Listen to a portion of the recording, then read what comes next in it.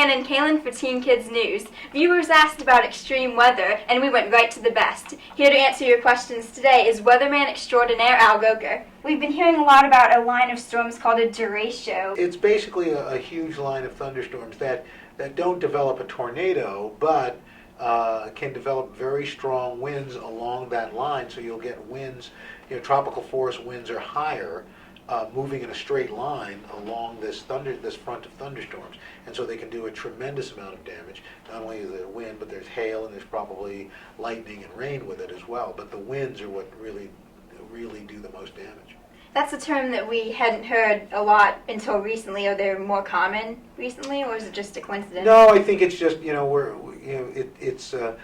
it was kind of like, instead of saying a squall line or something, let's call it what it is, and so we've started using the term more, probably. We saw you on TV struggling to keep on your feet in West Palm Beach. What's going through your mind when you're sitting there? Well, you're not even you're just trying to report the story, and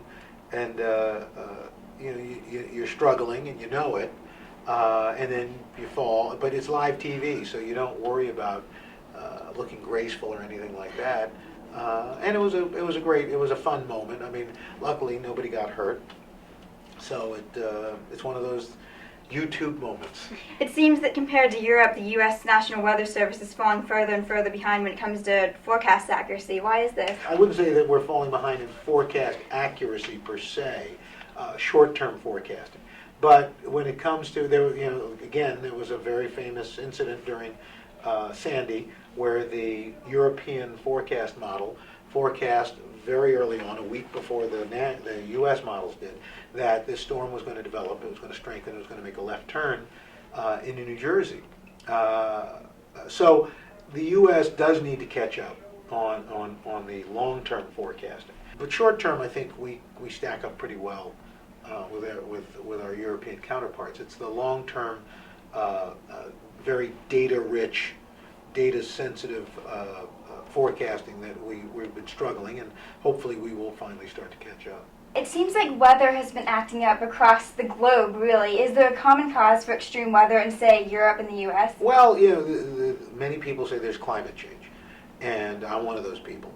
The argument or the controversy comes as to what causes it. Is it caused by human activity? Is it caused in a natural sequence or cycle in our planet's evolution? Both sides can present their proof and debate it.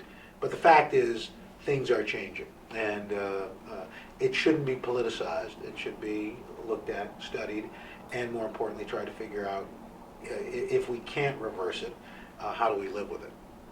Because I think any right-thinking person has seen that there are, it used to be called global warming, and so you'll get some folks going, well, look, you had this record cold snap. Yeah, well, it's not about global warming, it's about climate change, about more violent swings in our weather. Thank you very much for the interview. You're welcome. Thanks for answering your questions. All right. Well, thank you. Nice to meet you. Nice to meet both of you. Thank you. Hi, everybody. I'm Al Roker, and you're watching Teen Kids News. They're teens, kids, it's news.